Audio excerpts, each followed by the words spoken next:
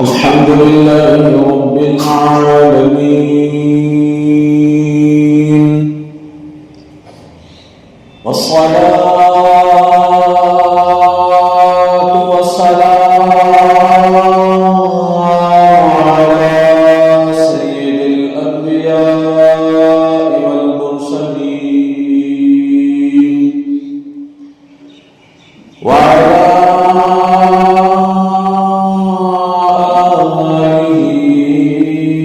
وأصحابه أجمعين أما بعد فأعوذ بالله من الشيطان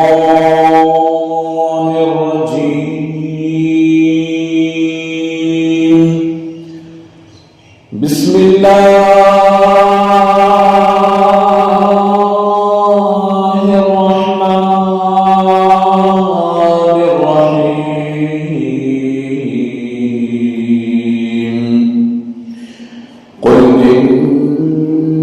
الموت الذي تفرون منه فإنه ملاقيكم ثم تردون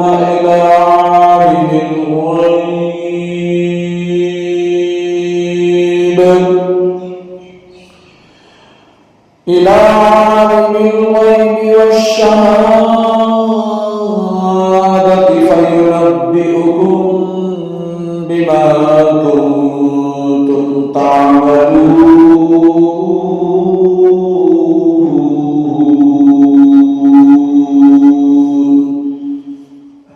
صدق الله العظيم وصدق رسوله النبي المتين الكريم ونحن على ذلك لمن الشاهدين والشاكرين والحمد لله رب العالمين.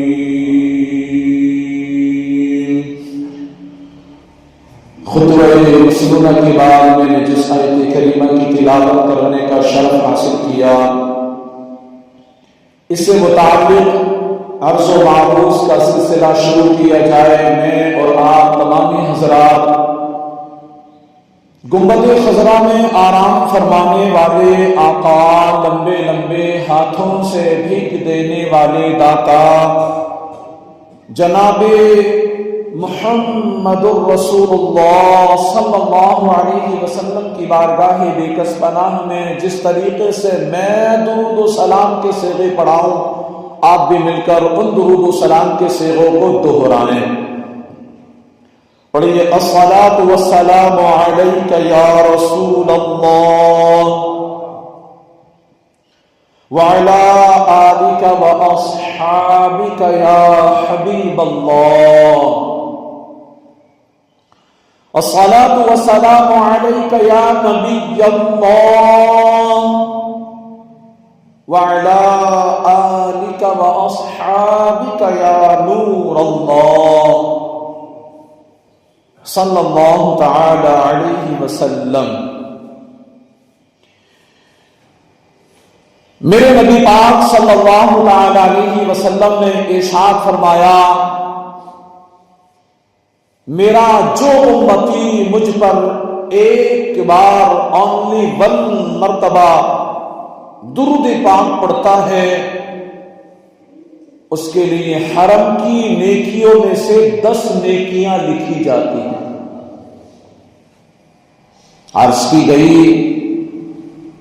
یا رسول اللہ صلی اللہ تعالی علیہ وسلم، حرم کی نیکیاں کیا ہیں؟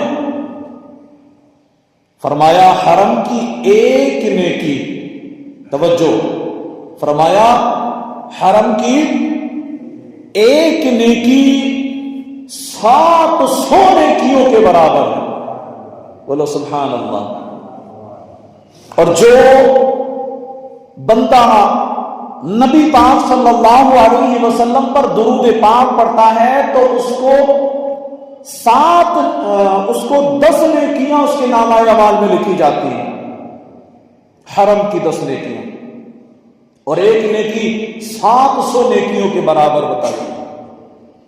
ذات والا پہ بار بار درود، بار بار اور بے شمار درود، دل کے ہمراہ ہوں سلام فدا، جان کے ساتھ ہو نثار درود، دل میں جلوے بسے ہوئے تیرے، لب پہ جاری ہو بار بار درود۔ صلو علی الحبیب صلی اللہ علی محمد صلی اللہ علیہ وسلم۔ پیارے مسلمانوں، میں نے جو آیہ کریمہ تلاوت کی، اس میں بنی اسرائیل جن کا ذکر قرآن پاک میں بار بار آیا ہے، قرآن پاک میں ان کے دو متضاد یعنی ایک دوسرے کے الٹ بیان کا ذکر ہوا۔ پہلا تو یہ کہ ان کا دعویٰ یہ تھا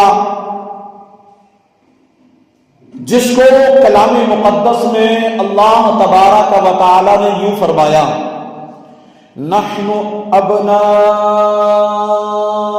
اللہ واحباؤہ، ہم اللہ کے بیٹے اور اس کے پیارے ہیں۔ اب جو اللہ پاک کا پیارا اور محبوب بندہ ہو، اس کے تو آخرت میں وارے نیارے ہوں گے، اسے جنت میں داخلہ نصیب ہوگا، ہمیشہ کی زندگی ملے گی، نعمتیں ہی نعمتیں ہوں گی، نہ کوئی فکر ہوگی، نہ غم ہوگا، بس سکون ہی سکون، چین ہی چین، آرام ہی آرام ہوگا۔ ایسے بندے کو تو چاہیے کہ انتظار کرے کب موت آئے، کب اس فانی دنیا، اس جھنجھال گھر سے نکلو، غموں دکھوں اور فکروں سے آزادی ملے، جنت کے مزے لوٹوں۔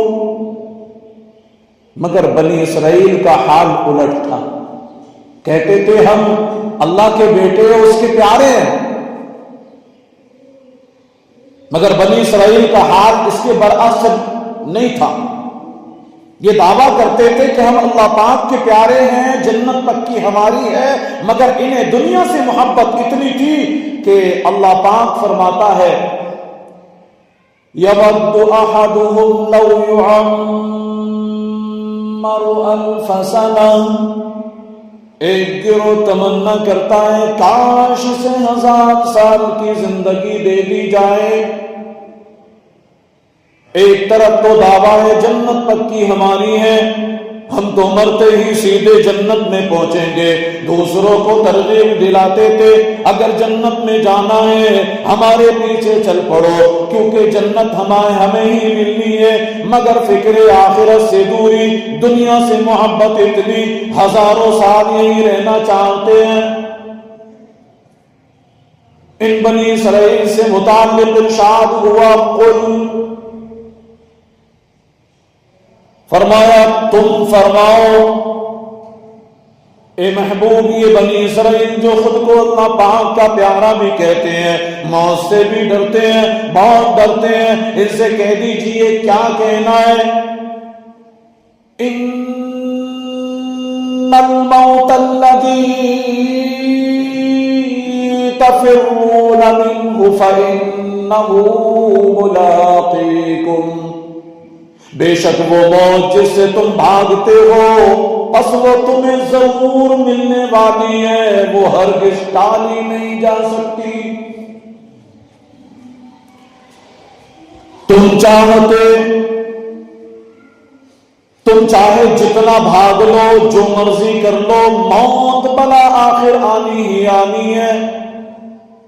اچھا یہ موت آج آنی ہے تو بات یہاں ختم نہیں ہو جانی ہے کہ موت آئی قصہ تمام، سارا معاملہ ختم، یہاں قصہ تمام نہیں ہوتا۔ ایسا نہیں کہ موت آئی قصہ تمام ہو گیا، نہیں نہیں پیارے، اصل قصہ تو موت کے بعد ہی شروع ہونا ہے۔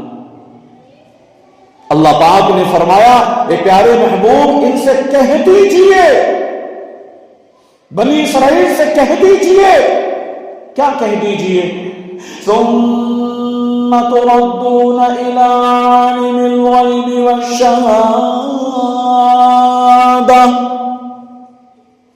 فَيُنَبِّئُكُم بِمَا كُنتُمْ تَعْمَلُونَ، پھر تم اس کی طرف پھیرے جاؤ گے جو ہر غیب اور ظاہر کا جاننے والا ہے، پھر وہ تمہیں تمہارے اعمال بتا دے گا۔ آج جو مرضی کرتے پھرو، جلد بہت جلد موت تمہیں دبوچ لے گی، پھر تمہیں ہر ظاہر و غیب جاننے والے رب قہار کے حضور حاضر کر دیا جائے گا، پھر تمہارے سامنے اعمال کھول کر تمہارے سامنے رکھ دیے جائیں گے۔ مسلسل موت نزدیک آ رہی ہے، ہائے بربادی، کرم مولا گناہوں کا مرض بڑھتا ہی جاتا ہے، الہی واسطہ پیارے کا میری مغفرت فرما، عذاب نار سے مجھ کو خدایا خوف آتا ہے۔ اس آیت کریمہ میں ہمارے لیے بھی سبق موجود ہے۔ موت آنی ہے، آنی ہی آنی ہے، جان جانی ہے اور جانی ہی جانی ہے، آج نہیں تو کل، کل نہیں تو اس دنیا سے آج رخصت سفر باندھنا ہی پڑے گا۔ اللہ پاک نے صاف اعلان فرما دیا، کل نفس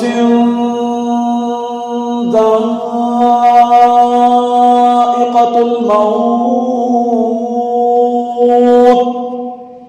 ہر جان موت کا مزہ چکھنے والی ہے۔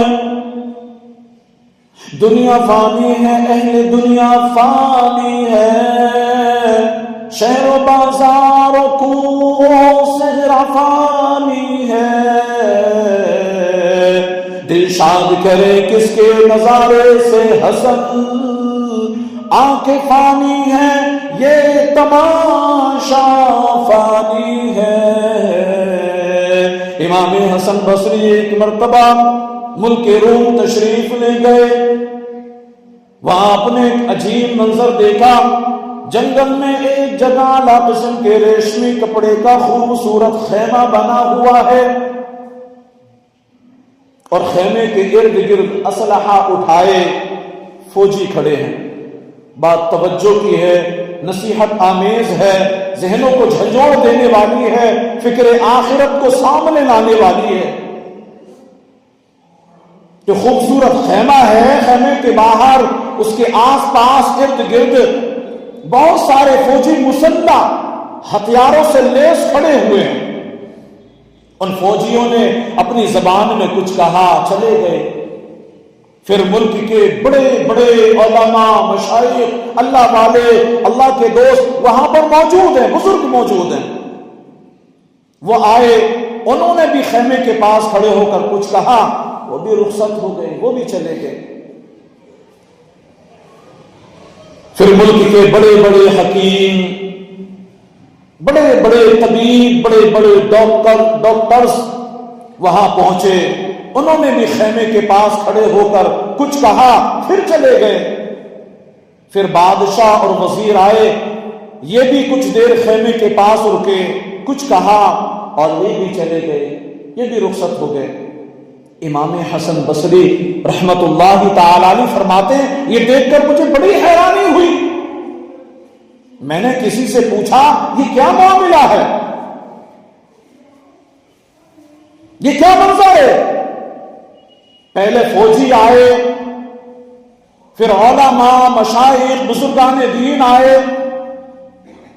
پھر ڈاکٹر، حکیم، طبیب یہ آئے، لاسٹ میں بادشاہ اور اس کے وزراء آئے، اپنی زبان میں کچھ کہہ رہے تھے، کہہ کر کے باری باری سب چلے گئے۔ آخر ماجرا کیا ہے، معاملہ کیا ہے؟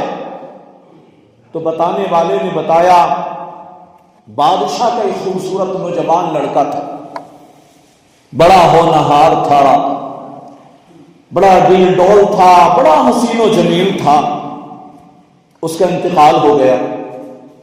وہ اس خیمے میں دفن ہے، ہر سال جب اس کی وفات کا دن آتا ہے تو اسی طرح یہاں یہ لوگ جمع ہوتے ہیں۔ پہلے فوجی خیمے کے پاس آتے ہیں اور کہتے ہیں بادشاہ کے بیٹے، اگر جنگ و جدال کے ذریعے موت کو ٹالا جا سکتا تھا تو ہم اپنی جان پر کھیل کر تم کو بچا لیتے، مگر کیونکہ اس کے ذریعے سے موت کو نہیں ٹالا جا سکتا، یہ کہہ کر کے وہ دستہ چلا گیا فوج کا۔ پھر علماء کرام کا دستہ آیا، مشائخ کرام کا دستہ آیا، بزرگان دین آئے اور انہوں نے کہا اے بادشاہ کے بیٹے، اگر علم کے ذریعے موت کو روکا جا سکتا تھا تو ہم ضرور آپ کو علم کے ذریعے بچا لیتے، لیکن موت کو اس سے نہیں ٹالا جا سکتا۔ اور یہ اپنی بات کہہ کر کے یہ بھی چلے گئے۔ پھر طبیب، حکیم اور ڈاکٹرز وغیرہ آئے اور انہوں نے اپنی زبان میں کہا کہ اے بادشاہ کے بیٹے، اگر موت کو علاج کے ذریعے بچانا ممکن ہوتا، ڈالنا ممکن ہوتا تو ضرور ہم اپنی پوری فن مہارت کو یہاں صرف کر دیتے، تم کو بچا لیتے، لیکن موت کو بچانا ممکن نہیں۔ یہ اپنی بات کہہ کر یہ بھی چلے گئے۔ آخر میں بادشاہ اور وزیر آ کر کہتے ہیں بیٹا، ہم نے تجھے بچانے کی بڑی کوششیں کی، بڑی محنتیں کی، دنیا کی ساری تدبیریں بنا کر کے دیکھی، ساری کوششیں کر کے دیکھی، مگر موت کو کون ٹال سکتا ہے؟ موت کو کون ٹال سکتا ہے؟ اب آئندہ سال تک تجھ پر ہمارا سلام ہو۔ یہ کہہ کر یہ بادشاہ اور وزیر بھی چلے گئے۔ امام حسن بصری رحمت اللہ تعالی علیہ نے جب یہ سنا تو آپ نے پختہ نیت کر لی کہ اب زندگی بھر نہیں ہنسوں گا، اور جب تک دنیا میں ہوں فکر آخرت ہی میں مصروف رہوں گا۔ اسی لیے تو فکر آخرت پر عشق بھرے اشعار کسی نے کہے، وہ ہے عیش و عشرت کے کوئی محل بھی، جہاں تک میں ہر گھڑی ہو اجل بھی، جہاں تک میں ہر گھڑی ہو اجل بھی، بس اب اپنے اس جہل سے نکل بھی، یہ جینے کا انداز اپنا بدل بھی، یہ جینے کا انداز اپنا بدل بھی، جگہ جی لگانے کی دنیا نہیں ہے، جگہ جی لگانے کی دنیا نہیں ہے، یہ عبرت کی جا ہے تماشا نہیں ہے، وہ ہے عشرت کا کوئی محل بھی، جہاں تک میں ہر گھڑی ہو جلبی۔ موت ایک اٹل حقیقت ہے، اس سے آج تک کسی کو چھٹکارا ملا ہے اور نہ آئندہ کسی کو ملنے والا ہے۔ حدیث پاک کی کتاب شعب الایمان میں ہے کہ اللہ پاک کے محبوب نبی مکی مدنی محمد عربی صلی اللہ علیہ وسلم جب لوگوں کو موت سے غافل دیکھتے تو تشریف لاتے اور دروازے کو پکڑ کر 3 مرتبہ کہتے، اے لوگوں، اے مسلمانوں، تمہارے پاس یقینی موت آئے گی، وہ اپنے ساتھ وہ کچھ لائے گی جو اسے لانا ہو، خبردار ہر کوشش کرنے والے کے لیے ایک انتہا ہے، اور ہر کوشش کرنے والے کی انتہا موت ہے، موت۔ بس کوئی اسے پہلے اور کوئی بعد میں پا لیتا ہے، آخر موت تو آنی ہی ہے۔ ہم کیسے غافل ہو گئے، نمازوں سے ہماری دوری، تلاوت قرآن سے ہماری دوری، جھوٹ ہم بولنے لگ گئے، غیبتیں ہم کرنے لگ گئے، وعدہ خلافیاں ہم کرنے لگ گئے، دوسروں کو دھوکہ دینے میں مصروف ہم ہو گئے، ملاوٹ کے مال ہم بیچنے میں لگ گئے۔ کیا ہم صرف دنیا بنانے کے لیے آئے تھے؟ کیا ہم صرف اپنی دنیا کو سنوارنے کے لیے آئے تھے؟ اللہ کو ہم نے یکسر بھلا دیا۔ ایک دن مرنا ہے، آخر موت ہے، کر لے جو کرنا ہے، آخر موت ہے، یاد رکھ ہر آن آخر موت ہے، بن تو مت انجام آخر موت ہے۔ اور مرتے جاتے ہیں ہزاروں آدمی، مرتے جاتے ہیں ہزاروں آدمی، عاقل و نادان آخر موت ہے، آخر عاقل و نادان آخر موت ہے۔ اور مسلمانوں، ہمارا مسئلہ جانتے ہیں کیا ہے؟ ہم یہ جانتے ہیں، دل و جان سے مانتے بھی ہیں، موت آنی ہی آنی ہے، جان جانی ہی جانی ہے۔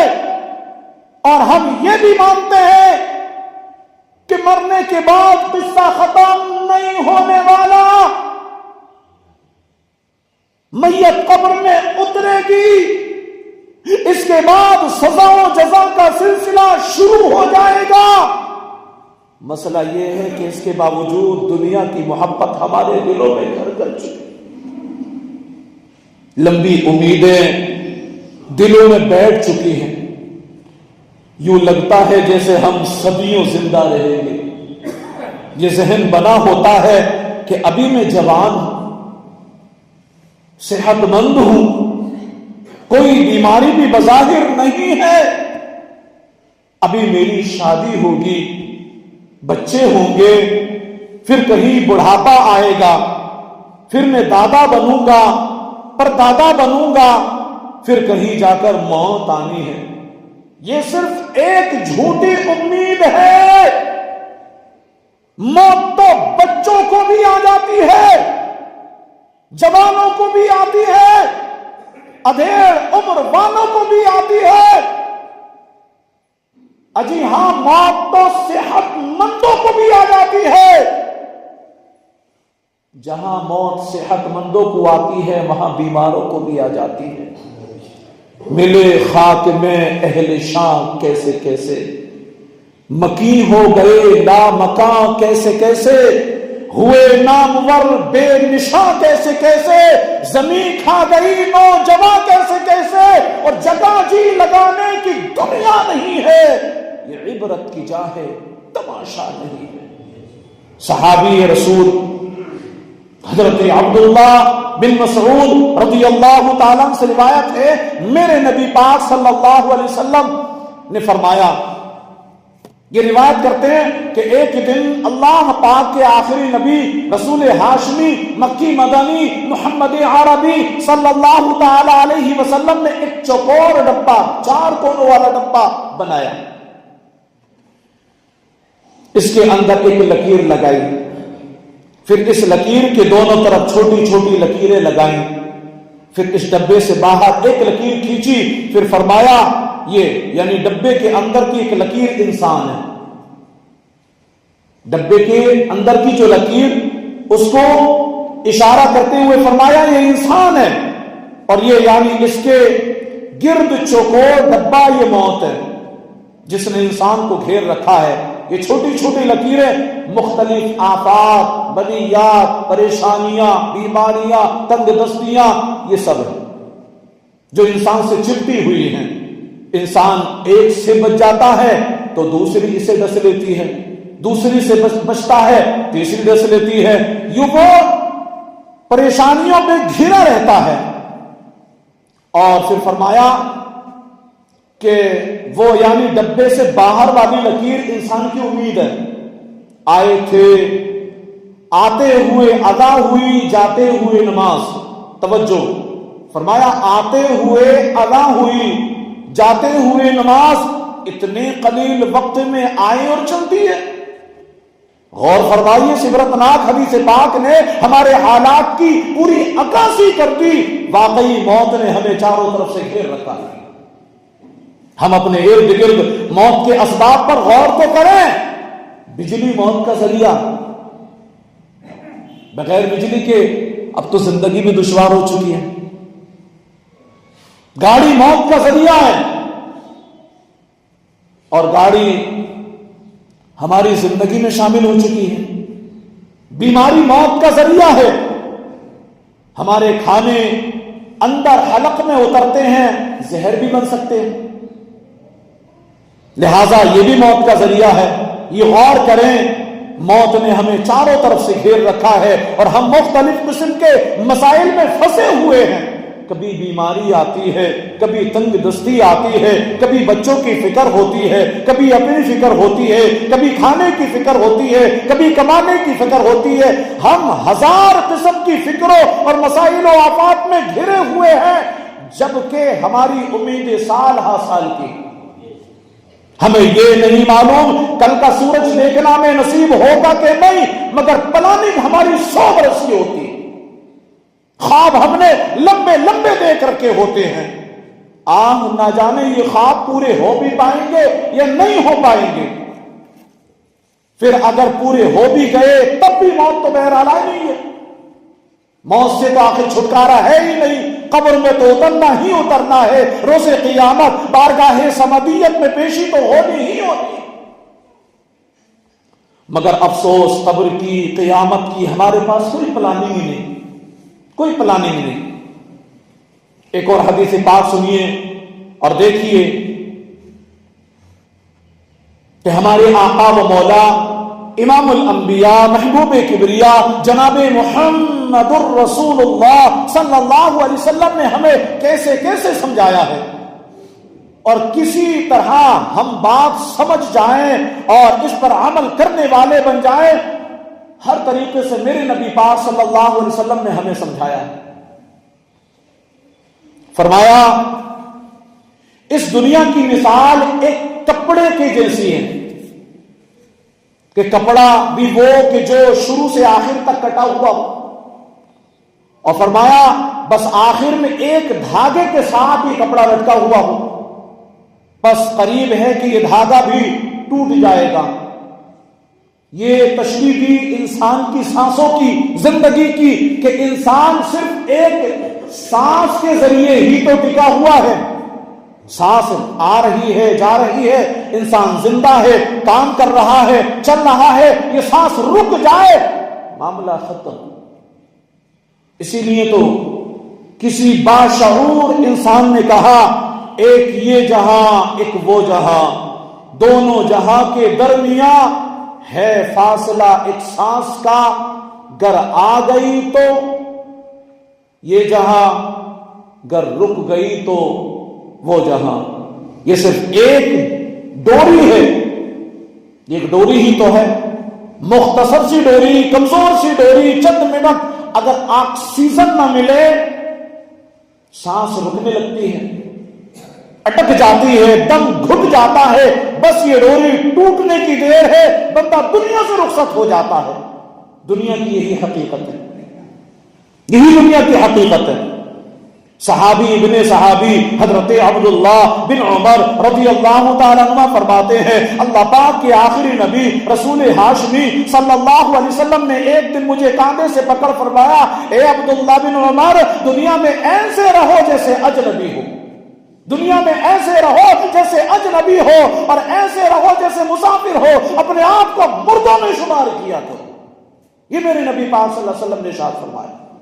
حضرت مجاہد رحمت اللہ علیہ فرماتے ہیں حضرت عبداللہ بن عمر رضی اللہ تعالیٰ عنہما نے مجھے فرمایا، اے مجاہد، صبح کو تو شام کے متعلق مت سوچو، اگر تم صبح کرو تو شام کے متعلق نہ سوچو، اور اگر شام کرو تو صبح کے متعلق نہ سوچو. اے اللہ کے بندے، بے شک تم نہیں جانتے کل تمہارا نام کیا ہوگا، یعنی تمہیں زندوں میں شمار کیا جائے گا یا مردوں میں شمار کیا جائے گا، تم بھی نہیں جانتے اس بات کو. لیکن پلاننگ 100 برس کے لے کر چلتے ہیں، امیدیں بڑی لمبی ہوتی ہیں. افسوس ہمیں دنیاوی مستقبل کی فکر تو ستاتی رہتی ہے مگر آخرت کی فکر نہیں ستاتی. کہاں کا مستقبل؟ مستقبل تو دور کی بات، کل کس نے دیکھا ہے؟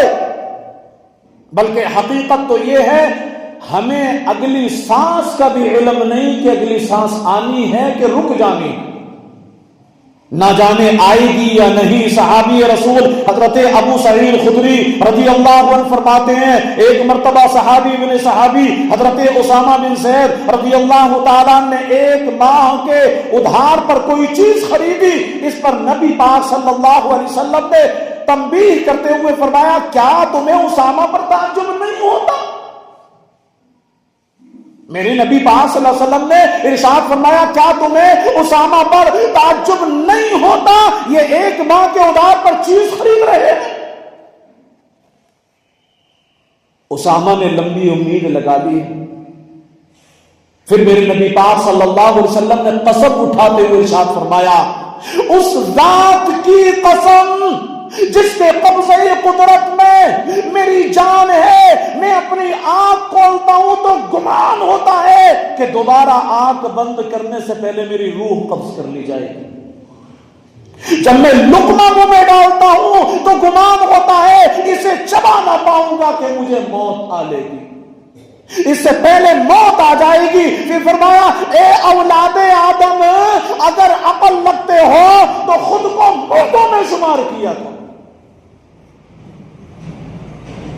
جملے پر غور کریں، میرے نبی پاک صلی اللہ علیہ وسلم نے ارشاد فرمایا، اگر عقل رکھتے ہو، عقل، شعور رکھتے ہو، شعور، تو فرمایا کہ اپنے آپ کو مردوں میں شمار کیا کرو۔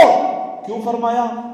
اگر ایسا اپنے آپ کو سوچو گے تو پھر کبھی گناہ نہیں کرو گے، رب کی نافرمانی نہیں کرو گے، نمازیں نہیں چھوڑو گے، نمازوں کے اندر جو شرائط و فرائض و واجبات و مفسدات ہیں، ان سب کو حاصل کرنے کی کوشش کرو گے۔ یہ سیرت مصطفیٰ کا کتنا حسین پہلو ہے۔ ہمارے آقا امام الانبیاء محبوب کبریا صلی اللہ علیہ وسلم موت کو ہر وقت سامنے رکھا کرتے تھے۔ ہمیں بھی چاہیے کہ ہم حضور پاک صلی اللہ علیہ وسلم کی پیاری پیاری سنتوں کے مطابق زندگی گزارنے کی کوشش کریں، اور اپنے صبحوں کو بھی اللہ عز و جل کی اطاعت و فرما برداری میں کریں، اپنی شام کو بھی نبی پاک صلی اللہ علیہ وسلم کے عشق میں سرشار ہو کر کے کریں، اور یوں زندگی گزاریں، یوں اپنے روز و شب گزارتے چلے جائیں، یہاں تک کہ جب ہم اس دنیا سے جائیں تو لوگ کہیں یہ عاشق رسول ہے، یہ بندہ مومن ہے، اس نے پوری زندگی نیکیاں کی ہیں، نیکوں سے محبت کی ہے، نیکوں کی مجلسوں میں بیٹھا ہے، نیک جگہوں پر گیا ہے، مساجد سے محبت کی ہے، مدارس سے محبت کی ہے، اللہ والوں سے محبت کی ہے، لہذا یہ سچا عاشق رسول ہے۔ لوگ یہ کہیں مرتے سے، اللہ پاک ہم سب کو کہنے سننے سے زیادہ عمل کرنے کی توفیق عطا فرمائے۔ اتنا ہی کہتا ہوا گزروں گا، عمل سے زندگی بنتی ہے جنت بھی جہنم بھی، عمل سے زندگی بنتی ہے جنت بھی جہنم بھی، یہ خاکی اپنی فطرت میں نہ نوری ہے نہ ناری ہے۔ وآخر دعوانا ان الحمدللہ رب العالمین۔ السلام علیکم ورحمۃ اللہ۔